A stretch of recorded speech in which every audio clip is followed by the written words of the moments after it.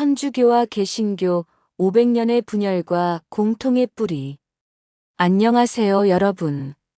오늘 우리는 500년 전 유럽의 한 구석에서 시작된 거대한 종교의 물결을 따라가며 천주교와 개신교의 이야기를 깊이 있게 풀어보려 합니다. 이 이야기는 단순한 역사적 사건의 나열이 아닙니다. 그것은 수천만 명의 신앙과 삶, 때로는 격렬했던 갈등, 그리고 마침내 찾아온 화합의 여정을 담고 있습니다. 500년 전 그들은 왜 남이 되었나? 통찰을 바탕으로 하되 그 행간에 숨겨진 본질을 더 넓고 깊게 확장한 것입니다. 천주교와 개신교의 결정적 차이점, 그리고 개신교라는 거대한 울타리 안에 자리 잡은 여러 교단의 미묘한 개성들, 나아가 신부, 수녀, 목사, 장로, 집사와 같은 용어들이 가진 신학적 의미까지. 이 모든 내용을 천천히 낭독하듯이 흘려보내겠습니다. 여러분의 마음에 잔잔히 스며들도록 아주 길고 상세하게 풀어가겠습니다. 편안한 자세로 앉아 차 한 잔을 곁에 두시고 이 여정에 동참해 주십시오. 우리는 예수 그리스도라는 하나의 뿌리에서 뻗어나온 이 복잡하고도 아름다운 가지들을 함께 살펴볼 것입니다. 일부 종교개혁의 불꽃과 피의 역사. 먼저 이 모든 드라마가 시작된 그날을 떠올려 보십시오. 1517년 10월 31일 독일 비텐베르크 성당 문 앞에 마르틴 루터라는 이름의 수도사가 95개 조항의 논쟁문을 못 박았습니다. 루터의 망치 소리는 단순히 나무 문을 때린 것이 아니라 중세 유럽을 지탱하던 거대한 교회의 권위를 뒤흔들었습니다. 그는 면죄부 판매의 부당함, 교황의 무소불위한 권력, 그리고 성경에서 벗어난 전통의 왜곡을 비판했습니다. 이 작은 불씨는 인쇄술이라는 날개를 타고 유럽 전역으로 번졌습니다. 천주교라는 하나의 거대한 줄기는 개신교라는 수많은 가지로 갈라지기 시작했죠. 그러나 그 과정은 평화롭지 않았습니다. 구교와 신교의 대립은 정치적 이해관계와 얽히며 30년 전쟁이라는 참혹한 결과로 이어졌고 약 800만 명의 목숨이 종교라는 이름 아래 사라졌습니다. 형제가 형제를 적대시하던 그 아픈 역사를 지나 오늘 우리는 다시 묻습니다. 같은 예수를 믿으면서 왜 우리는 남이 되었는가? 이제 그 본질적인 차이 10가지를 하나씩 탐구하며 우리가 잃어버린 형제애를 찾아보겠습니다. 2부 천주교와 개신교를 가르는 10가지 결정적 차이. 첫 번째, 마리아를 바라보는 두 개의 시선. 천주교에서 마리아는 단순한 여인이 아닙니다. 그녀는 새로운 에바이자 하느님의 어머니입니다. 에바가 불순종으로 죄를 가져왔다면 마리아는 순종으로 구원자를 세상에 오게 했죠. 천주교 신자들은 성모송을 바치며 그녀가 하느님 곁에서 우리를 위해 빌어주기를 청합니다. 마리아 상 앞에 촛불을 켜는 행위는 우상 숭배가 아니라 어머니와 같은 따뜻한 중보를 구하는 마음입니다. 반면 개신교는 마리아를 존경하지만 그녀 역시 우리와 다를 바 없는 죄인 중의 하나로 봅니다. 출애굽기 20장의 우상 금지 명령에 엄격하며 하나님과 인간 사이의 중보는 오직 한 분, 예수 그리스도뿐이라고 믿습니다. 성당의 마리아 상은 개신교 교회에서 사라졌고 그 자리에는 오직 십자가만이 남았습니다. 한쪽은 어머니의 품을 빌려 기도하고 한쪽은 아들의 상처난 손만을 바라보며 기도합니다. 두 번째, 성경의 권수와 최종 권위. 우리가 들고 있는 성경책을 펼쳐보면 두께부터 다릅니다. 천주교 성경은 73권이며 개신교 성경은 66권입니다.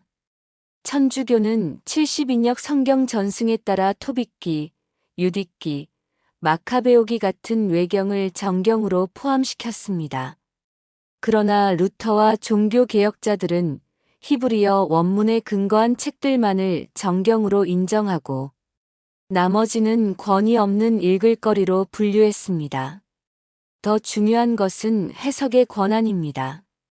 천주교는 교회가 성경을 해석할 최종 권한을 가진다고 보지만 개신교는 솔라 스크립투라, 즉 성경만이 모든 신앙과 양심의 유일한 표준이라고 외칩니다. 웜스 회의에서 성경에 의해 설득되지 않는 한 나는 철회하지 않겠다던 루터의 외침은 개신교의 영원한 기초가 되었습니다. 세 번째, 교회의 통치 구조와 사제직. 천주교는 엄격한 수직적 위계 구조를 가집니다. 베드로를 초대 교황으로 모시며 현재의 프란치스코 교황에 이르기까지 266대의 사도적 계승을 믿습니다. 마태복음 16장에서 예수님이 베드로라는 반석 위에 교회를 세우겠다고 하신 말씀을 근거로 하죠. 반대로 개신교는 이 수직 구조를 깨뜨렸습니다. 만인 제사장설을 주장하며 목사나 신부라는 중개자 없이도 모든 신자가 제사장이 되어 하나님께 직접 나아갈 수 있다고 믿습니다. 그래서 개신교 교회는 평신도가 목사를 청빙하거나 교회의 중요한 의사를 결정하는 민주적이고 수평적인 구조를 지향하게 되었습니다. 네 번째, 교황의 무호성. 1870년 제1바티칸 공의회는 교황이 신앙이나 도덕에 관해 공식적인 선언을 할 때 오류가 있을 수 없다는 교황 무호성을 선포했습니다. 의는 성령의 특별한 보호를 믿는 교리입니다. 개신교 신자들에게 이것은 가장 받아들이기 힘든 지점 중 하나입니다. 인간은 누구나 죄인이며 베드로조차 예수를 부인했다는 성경의 기록을 들며 오직 하나님만이 무오하다고 주장합니다. 르네상스 시대에 부패했던 교황들의 역사는 개신교도들에게 인간의 불완전함을 증명하는 명백한 증거로 남았습니다. 다섯 번째, 성체성사, 실제인가 상징인가. 미사의 절정은 빵과 포도주가 예수의 살과 피로 실제로 변한다는 화채설입니다. 천주교 신자들에게 이것은 2000년 전 골고다의 제사가 지금 여기서 재현되는 신비로운 사건입니다. 하지만 대다수 개신교는 이를 기념으로 이해합니다. 나를 기억하여 이를 행하라는 말씀에 따라 빵과 포도주는 예수의 희생을 기억하게 하는 거룩한 상징물입니다. 루터는 실제 임재를 강조했지만 츠빙글리와 같은 개신교 지도자들은 상징설을 확립했습니다. 위로 인해 주일 예배의 중심은 성찬에서 설교 하나님의 말씀로 이동하게 되었습니다. 여섯 번째, 성인에게 바치는 기도. 천주교 성당에 가면 수많은 성인의 동상과 그림을 볼 수 있습니다. 그들은 천국에서 우리를 위해 기도해주는 강력한 조력자들입니다. 개신교는 이를 단호히 거부합니다. 디모데전서 2장 5절의 중보자는 오직 한 분이라는 말씀을 근거로 죽은 자에게 기도를 부탁하는 행위 자체를 비성경적인 것으로 간주합니다. 성인 공경이 자칫 하나님께 가야 할 영광을 가릴 수 있다는 우려 때문입니다. 일곱 번째, 권위의 두 기둥. 천주교는 성경과 성전 전통이라는 두 기둥을 가집니다. 성경에 기록되지 않은 예수의 가르침이 입에서 입으로 전달되어 교회의 전통이 되었다고 믿습니다. 그러나 개신교는 오직 성경만을 권위로 삼으며 성경과 어긋나는 전통은 언제든 버릴 수 있는 것으로 봅니다. 여덟 번째, 은총의 통로 성사. 천주교는 태어나서 죽을 때까지 7가지 성사, 세례, 견진, 성체, 고해, 병자, 성품, 혼인을 통해 하느님의 은총이 전달된다고 믿습니다. 개신교는 예수님이 직접 명령하신 세례와 성찬 두 가지만을 성례로 인정합니다. 특히 고해성사의 유무는 큰 차이를 만듭니다. 개신교는 방 안에 홀로 무릎 꿇고 직접 하나님께 죄를 고백하는 것으로 충분하다고 가르칩니다. 9번째 구원은 어떻게 얻는가? 이것은 종교개혁의 핵심 쟁점이었습니다.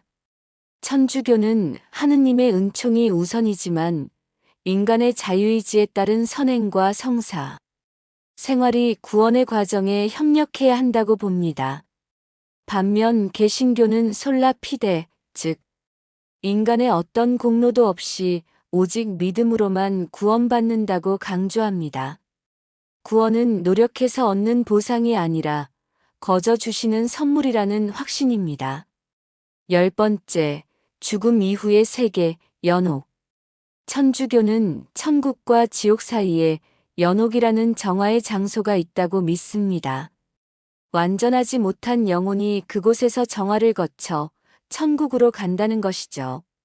개신교는 연옥을 성경적 근거가 없는 교리로 부정합니다. 죽음 이후에는 오직 천국과 지옥, 두 갈래 길만이 존재한다고 믿으며 죽은 자를 위한 미사나 기도도 행하지 않습니다. 3부 개신교 내부의 다채로운 색깔들. 이제 개신교라는 울타리 안으로 조금 더 깊이 들어가 보겠습니다. 많은 분이 개신교는 왜 이렇게 파벌이 많냐고 묻습니다. 하지만 그것은 파벌이라기보다 신앙의 강조점이 다른 가족들이라고 보는 것이 더 정확합니다. 1. 장로교 프레스비테리언 하나님의 절대 주권. 한국에서 가장 큰 교세를 자랑하는 장로교는 존 칼빈의 신학을 따릅니다. 핵심 키워드는 하나님의 주권과 예정론입니다. 나의 구원은 내가 택한 것이 아니라 하나님이 창세 전부터 계획하신 것이라는 믿음이 강합니다. 또한 성도들이 선출한 장로들이 교회를 다스리는 데의 정치를 특징으로 합니다. 질서와 교리 그리고 성경 공부를 매우 중요하게 여깁니다. 2. 감리교 메서더스트 체계적인 경건과 뜨거운 가슴. 18세기 영국에서 존 웨슬리에 의해 시작되었습니다. 장로교가 예정론을 강조한다면 감리교는 인간의 자유의지와 응답을 강조합니다. 누구나 구원받을 수 있고 구원받은 신자는 거룩해져야 한다는 성화 생크터퍼케이션을 중시하죠. 감리교라는 이름 자체가 규칙적인 메서더스트 신앙생활에서 유래했습니다. 사회봉사와 뜨거운 찬양 문화가 발달해 있습니다. 3. 침례교 베프터스트 개인적 고백과 침례. 침례교는 유아 세례를 인정하지 않습니다. 스스로 신앙을 고백할 수 있는 성인이 되었을 때 물에 완전히 잠기는 침례를 받아야 한다고 믿습니다. 또한 국가의 간섭이나 중앙 집권적 교단의 통제를 거부하고 각 개별 교회의 독립적 자치를 최우선으로 여깁니다. 성경에 대한 열정과 영혼의 자유를 강조하는 역동적인 교파입니다. 4. 오순절교 펜터코스털 성령의 불과 은사. 20세기 초 미국에서 시작된 가장 젊고 뜨거운 교단입니다. 사도행전의 오순절 성령 강림 사건이 오늘날에도 동일하게 일어난다고 믿습니다. 방언, 신유치유, 예언과 같은 성령의 은사를 강조하며 예배 분위기가 매우 열정적입니다. 한국의 여의도 순복음교회가 대표적인 예로 전 세계적으로 가장 빠르게 성장하는 교파입니다. 4부 직분의 의미. 우리는 서로를 무엇이라 부르는가? 우리는 종종 신부님, 목사님, 장로님 등의 호칭을 섞어서 쓰곤 합니다. 하지만 이 용어들 속에는 각 교파가 교회를 바라보는 철학이 담겨 있습니다. 신부 프리스트 천주교의 사제입니다. 하느님과 사람 사이의 제사 의무를 수행하는 자라는 의미가 강합니다. 결혼하지 않고 독신을 지키며 교구장의 명에 따라 이동합니다. 수년 언 수도회에 소속되어 평생을 하느님께 봉헌한 여성입니다. 정결, 청빈, 순명을 서약하며 사회 곳곳에서 봉사와 기도로 헌신합니다. 목사 패스터 개신교의 성직자입니다. 양을 치는 목자라는 뜻입니다. 가톨릭의 사제와 달리 결혼하여 가정을 꾸리며 교인들에게 하나님의 말씀을 가르치고 돌보는 직분적 성격이 강합니다. 장로 엘더 교회의 어른입니다. 목사와 협력하여 교회를 운영하고 성도들을 보살핍니다. 대개 평신도 중 덕망 있는 분들이 선출됩니다. 집사 디컨 교회의 살림을 돕고 봉사하는 직분입니다. 사도행전 6장에서 가난한 과부들을 돕기 위해 세워진 7 집사가 그 모델입니다. 오부 결론 500년의 분열을 넘어 하나의 십자가로 긴 이야기를 따라오시느라 고생 많으셨습니다. 마리아에 대한 태도부터 성찬의 의미, 그리고 복잡한 교단의 특징까지 살펴보니 참으로 다른 점이 많아 보입니다. 그러나 놀라운 사실은 500년 동안 싸워온 이들이 최근 들어 서로의 손을 잡기 시작했다는 것입니다. 1999년 천주교와 루터교는 역사적인 공동선언을 발표하며 우리는 믿음으로 의롭게 된다는 것에 동의한다고 선포했습니다. 2016년 프란치스코 교황은 종교개혁 500주년을 기념하기 위해 스웨덴을 방문하여 개신교 지도자들과 함께 예배를 드렸습니다. 결국 우리가 도달하게 되는 결론은 하나입니다. 66건이든 73건이든 성사가 2개든 7개든 그들이 바라보고 있는 십자가는 같은 십자가라는 사실입니다. 예수 그리스도가 하나님의 아들이시며 우리의 죄를 위해 죽으시고 부활하셨다는 그 핵심 고백은 변하지 않았습니다. 예수님은 돌아가시기 전 밤에 제자들을 위해 이렇게 기도하셨습니다. 아버지, 이들이 모두 하나가 되게 하소서. 요한복음 17장 21절. 우리의 차이는 교리의 벽이 아니라 한 하느님을 찬양하는 다양한 목소리일지도 모릅니다. 500년 전 그들은 남이 되었지만 오늘 우리는 다시 형제가 될 수 있습니다. 오늘 이 글을 통하여 여러분의 마음속에 타 교파에 대한 이해와 사랑의 씨앗이 되기를 소망합니다. 우리가 서로를 정죄하는 대신 존중하고 사랑할 때 세상은 비로소 우리가 예수의 제자임을 알게 될 것입니다. 긴 시간 경청해 주셔서 감사합니다. 여러분의 삶 속에 하나님의 은총이 가득하기를 빕니다.